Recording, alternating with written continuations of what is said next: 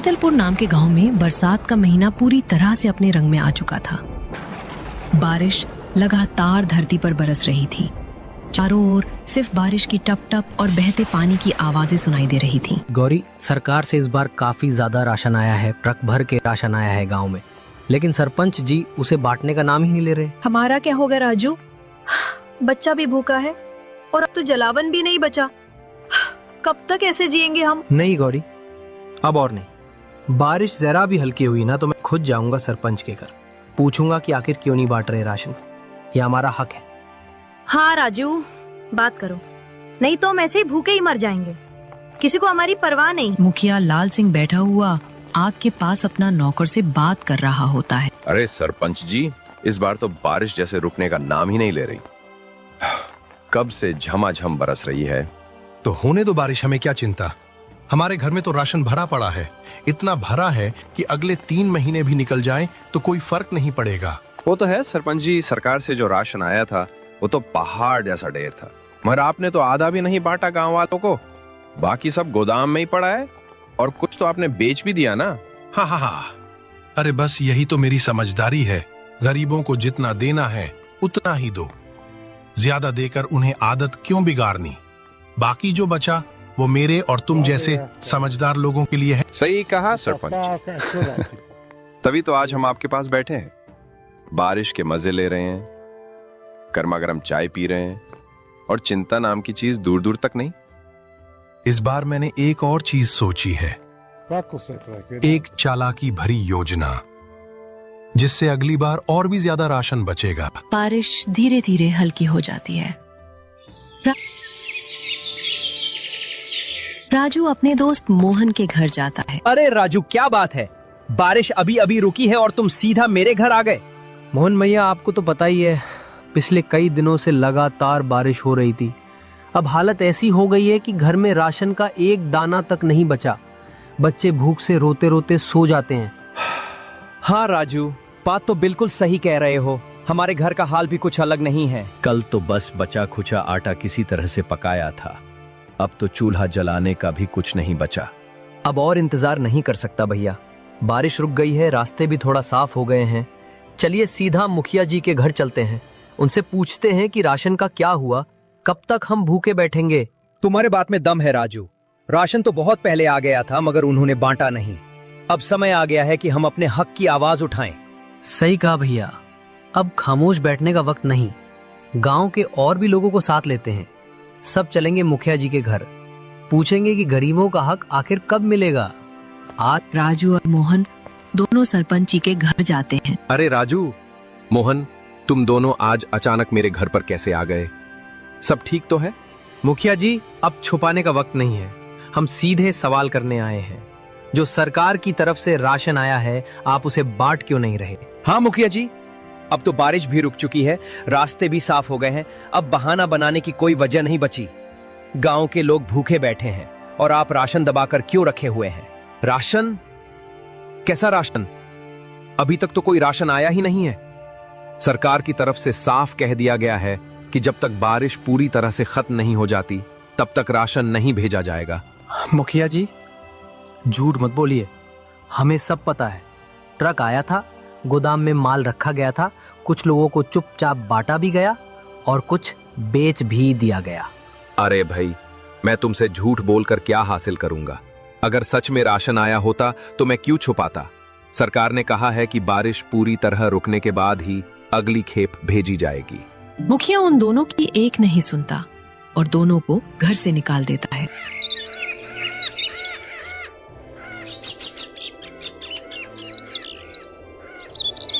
राजू, क्या हुआ? मुखिया जी ने राशन दिया या फिर खाली हाथ लौटा दिए? नहीं गौरी, मुखिया जी ने साफ मना कर दिया, बोले सरकार की तरफ से अभी तक कोई राशन आया ही नहीं है। क्या ये कैसे हो सकता है? सरकार तो हर महीने की शुरुआत में ही राशन भेज देती है। मुझे भी यही लग रहा है गौरी, सच कहूँ तो मुझे लगता है मुखिया जी झूठ बोल रहे हैं। लेकिन क्यों राजू, हमने उनका क्या बिगाड़ा है? हम तो वैसे ही दिन भर मेहनत करते हैं, 2 वक्त की रोटी के लिए तरसते हैं। पता नहीं गौरी, शायद गरीबों के हिस्से में अब भूख, तकलीफ और आंसू ही रह गए हैं। जब तक वोट चाहिए होता है तब तक सब दरवाजे पर आते हैं। तभी राजू के घर पर सेठ जी आते हैं पैसे वसूल करने के लिए। अरे राजू, तूने जो कर्जा लिया था पिछले साल वो अभी तक चुकाया नहीं है। अब तक कितना वक्त हो गया, मेरी भी कोई लिमिट है या नहीं? सेठ जी माफ कीजिए, इस बार मेरे पास सच में कुछ नहीं बचा। बारिश ने खेत बर्बाद कर दिए, फसल बर्बाद हो गई, घर में एक दाना तक नहीं है, बच्चों के लिए भी कुछ नहीं। मुझे तेरे भूखे पेट से क्या लेना देना? मैं तेरा पेट भराने नहीं, अपना पैसा वसूलने आया हूं। और तुझे तो पता है, कागज पे साफ लिखा है, अगर रकम समय पे नहीं चुकाई गई तो मकान जब्त किया जाएगा। सेठ जी, इस घर के सिवा मेरे पास कुछ नहीं है। मुखिया जी ने भी राशन देने से मना कर दिया है, और अब आप अगर ये छत भी छीन लोगे तो मैं अपने बीवी बच्चों को लेकर कहां जाऊंगा? कहीं भी जा, मुझे क्या फर्क पड़ता है। जंगल में जा, नदी किनारे जा, किसी पुल के नीचे सो। जब मेरी रकम नहीं दे सकता तो इस घर में रहने का हक भी खो दिया है तूने। सेठ जी, इंसानियत नाम की भी कोई चीज होती है क्या? गरीबी इतनी बड़ी सजा है कि रहने को छत भी ना बचे। सेठ गौरी और राजू को दोनों को घर से बाहर निकाल देता है। राजू, इतनी तेज बारिश में अब हम कहाँ जाएंगे? घर भी छिन गया, बच्चों का क्या होगा? मुझे तो कुछ समझ में नहीं आ रहा। तुम घबराओ मत गौरी, मैंने सोचा है, मेरा बचपन का दोस्त है मोहन, उसके घर चलेंगे। वो भले इंसान है, हमारी मदद जरूर करेगा। जब सबने मुंह मोड़ा तब भी वो हमारे साथ खड़ा था। मैं जानता हूँ वो हमें यूं बारिश में नहीं छोड़ दे। हाँ, सच कह रहे हो ना राजू?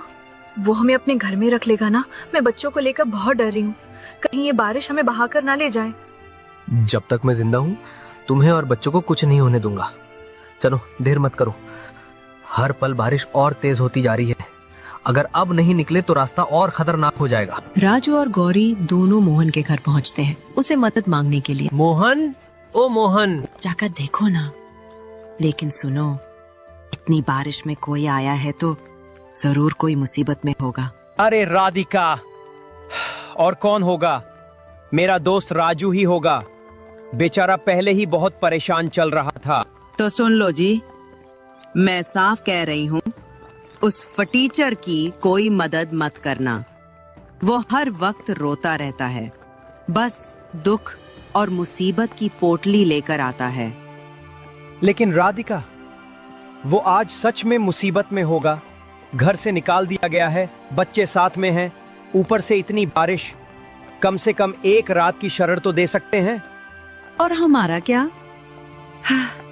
हमारे पास खुद खाने को कुछ नहीं है। इस बार तो मुखिया जी ने हमें भी राशन नहीं दिया। तुम्हें लगता है कि हम किसी और का बोझ उठा सकते हैं? राधिका, वो मेरा बचपन का दोस्त है। जब मैं बीमार पड़ा था तो वही सबसे पहले दौड़कर आया था। आज जब उसे जरूरत है तो क्या हम... सुनो, आज मैं किसी बहस के मूड में नहीं हूँ। तुम साफ साफ मना कर देना कि हमारे पास न जगह है न खाना, वो कहीं और चला जाए। फर्मली, ठीक है? मोहन अपने घर के बाहर आता है। अरे भाई मोहन, मैं बहुत परेशान हूँ। घर से निकाल दिया गया है, ऊपर से बारिश। क्या तुम मुझे अपने घर में कुछ दिन के लिए पनाह दे सकते हो? राजू भाई, माफ करना, मेरे घर में सच में बिल्कुल भी जगह नहीं है। राधिका की मायके वाले यहाँ रहने आए हुए हैं, हर कोना भरा पड़ा है। ये क्या कह रहा है मोहन? मैंने तेरा हर बुरे वक्त में साथ दिया है। तू जब बीमार पड़ा था मैं दिन रात तेरे साथ रहा, तेरे लिए दवा लाया, खाना बनाया। आज जब मुझे जरूरत है तू मुंह मोड़ रहा है। राजू, तू जो कह रहा है वो बिल्कुल सच है और मुझे इसका अफसोस भी है। लेकिन सच ये भी है कि मेरे हाथ में कुछ नहीं है इस वक्त। घर छोटा है, मेहमान पहले से ही हैं, सोने की जगह है न बैठने की। अगर मेरे बस में होता तो मैं तुझे जरूर रखता। मतलब अब मेरे लिए कोई जगह नहीं बची, न दुनिया में न अपनों के दिल में। राजू, मैं तेरा दर्द समझता हूं, लेकिन इस हालात में मैं कुछ नहीं कर सकता। बारिश तेज होती जा रही है, तू कहीं और कोशिश कर, शायद कोई और मदद कर दे। इतना बोलकर मोहन अपने घर चला जाता है और राजू जंगल की ओर आ जाता है। जंगल में जाते ही राजू को कुछ समझ नहीं आता। बारिश तेज होती रहती है ऊपर वाला, अब तो तू ही कुछ मदद कर सकता है। बारिश तेज होती जा रही है और मेरे बच्चे बीमार होकर मर जाएंगे। तू ही हमारी कुछ मदद कर। तभी उसे पेड़ में से एक आवाज आती है। राजू सोनू, हैरान मत हो, मैं कोई साधारण पेड़ नहीं हूँ, मैं एक इच्छाधारी पेड़ हूँ। मुझे वरदान प्राप्त है कि मैं सोच सकता हूँ, बोल सकता हूँ और जरूरतमंदों की मदद कर सकता हूँ। इच्छाधारी पेड़? ऐसा मैंने केवल कहानियों में सुना था, मगर आप सच में बोल रहे हैं? हाँ सोनू, और मेरी यही इच्छा है कि मैं तुम दोनों की मदद करूं। तुम थक चुके हो, डरे हुए हो, लेकिन अब डरने की कोई जरूरत नहीं है। तो क्या हम सच में आपके अंदर रह सकते हैं? शांत बिल्कुल राजू, मैं तुम्हें अपने अंदर एक ऐसी जगह दूंगा जहां तुम आराम से सुरक्षित रह सकोगे, बाहर की दुनिया से छिपकर, आराम से। ठंडी हवा, मीठी खुशबू और सुकून, ये सब तुम्हें मेरे अंदर मिलेगा। राहत भरी सांस लेते हुए, आपने तो हमारी जान ही बचा ली। सच कहूं, मुझे अब फिर से जीने की उम्मीद मिल गई है। तभी गांव में बारिश और भी तेज हो जाती है और बिजली की कड़कड़ाहट से पूरा गांव थर्रा उठता है। तेज हवाओं के साथ पानी ऐसी बौछार बनकर गिरता है और पाल पर सभी लोग इकट्ठे होते हैं। अरे बेटा, ये बारिश तो रुकने का नाम ही नहीं ले रही। ऐसा लग रहा है जैसे आसमान खुद हमारे गांव से नाराज हो गया। सच कह रहे हो चाचा, खेतों में तो पानी इतना भर गया है कि अब फसल बचने का कोई आसरा नहीं है। हमारे घरों में भी पानी घुस चुका है। अगर यूं ही बारिश चलती रही तो हम सबका सब कुछ बर्बाद हो जाएगा। बिल्कुल, और मैं तो कहता हूँ कि अब हमें गांव में नहीं रहना चाहिए। ये जगह अब रहने लायक नहीं रही। क्या कह रहे हो चाचा? अगर हम गांव नहीं रहेंगे तो फिर कहां जाएंगे? हमारा तो सब कुछ यहीं है, घर, जमीन, मंदिर, लोग। देखो मोहन, बात समझने की कोशिश करो। इस समय हमारी जान की कीमत सबसे ज्यादा है। खेत, घर सब बाद में देखा जाएगा। अगर हम जिंदा रहे तो दोबारा मेहनत करके सब बना लेंगे, लेकिन अगर यहीं फंसे रह गए तो कुछ नहीं बचेगा। चाचा ठीक कह रहे हैं। मैंने अभी अभी स्कूल की बिल्डिंग देखी है, छत गिर चुकी है, दीवारों में दरारें आ गई हैं, राशन की दुकान में पानी भर गया है और वैसे भी मुखिया जी अब कुछ बांट नहीं रहे। उन्होंने साफ मना कर दिया कि अब जो बचा है वो सिर्फ खास लोगों को मिलेगा। मुखिया जी को तो शर्म आनी चाहिए। जब जरूरत थी तब वो कहां है? बच्चों को दूध तक नहीं मिल रहा और वो आराम से अपने घर में बंद हैं। इसलिए तो कह रहा हूं बेटा, हमें अब कोई और रास्ता ढूंढना होगा। मेरा मानना है कि अगर हम जंगल की ओर चले जाएं तो वहां कुछ ऊंची जमीन मिल जाएगी। वहां कम से कम बारिश का पानी नहीं भरेगा और पेड़ों की छांव भी होगी। कुछ दिन वही रहेंगे, जब बारिश थमेगी तो वापस लौट आएंगे। सभी गांव वाले जंगल की ओर जाने लगते हैं। जंगल में जाते ही उन्हें राजू का पेड़ वाला घर दिखता है। सभी उसे देखकर हैरान हो जाते हैं। सभी राजू बाहर आता है। अरे चाचा जी, मोहन, आप इस घने जंगल में और इस छोटे से पेड़ के नीचे क्या करने आवे? इतनी बारिश में यहाँ तक पहुंचना आसान नहीं था। सब खैरियत तो है ना? राजू बेटा, हमें माफ कर देना, पर गांव जैसे तबाही की चपेट में आ गया है। बारिश थमने का नाम नहीं ले रही। किसी की छत उड़ गई, किसी का घर बह गया। हमारे पास अब ना कोई रास्ता बचा, ना कोई सहारा। बस यही सोचकर तुम्हारे पास चले आए कि शायद तुम इस पेड़ के नीचे हमें थोड़ी सी जगह दे दो। अरे चाचा जी, आप तो मेरे बड़े हैं। मेरी जगह पे आपका हक सबसे पहले है। मैं आपको जगह क्यों नहीं दूंगा? ये पेड़, ये छांव, ये झोपड़ी, सब कुछ आपका ही तो है। आइए, अंदर आइए। जब तक मेरा दम है आप सब इस पेड़ के नीचे महफूज रहेंगे। राजू बेटा, तेरा बहुत बहुत धन्यवाद। तेरी ये झोपड़ी आज हमारे लिए किसी मंदिर से कम नहीं है। यहाँ सब कुछ है, छत है, दीवार है, बरसात से बचाव है। बस एक ही कमी है, खाने को कुछ भी नहीं है। सरपंच जी, कृपया समझने की कोशिश कीजिए। ये पूरा गांव खाली हो चुका है। हर दिशा से पानी गांव की ओर बढ़ रहा है। अब सिर्फ आप ही बचे हैं जो अभी तक यहाँ रुके हुए हैं। लेकिन क्यों खाली करूं मैं? मेरा घर अभी भी ठीक ठाक खड़ा है, कोई दरार नहीं, कोई नुकसान नहीं। गांव वालों के पास पक्के मकान नहीं थे, इसलिए वो डर कर भाग गए, लेकिन मेरे पास सब कुछ है। मजबूत दीवारें, भरा हुआ राशन और छत जो अब तक टिकी हुई है। मुखिया जी, बात सिर्फ दीवारों की नहीं है, ये प्राकृतिक आपदा है। बारिश रुकने का नाम नहीं ले रही, नदियां उफान पर हैं।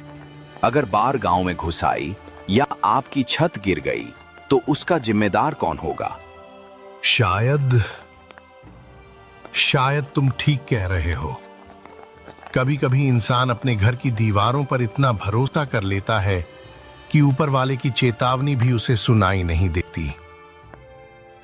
शायद ऊपर वाला मुझसे नाराज है, इसलिए ही तो पूरा गांव उजड़ गया और मैं अकेला यहां बचा रह गया। चलिए मुखिया जी, अब वक्त है अपनी जान बचाने का।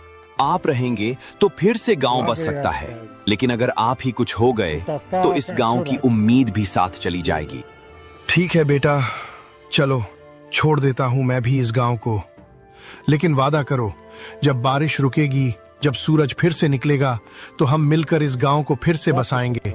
एक एक ईंट जोड़कर एक एक सपना फिर से सजाएंगे। मुखिया सारा राशन बैलगाड़ी में रखकर जंगल की ओर चला जाता है। उसे वहां पर राजू चाचा जी और मोहन सब मोहन चाचा जी, मैं आपका बहुत बड़ा गुनहगार हूँ। जो कुछ भी हुआ उसके लिए मुझे माफ कर दीजिए।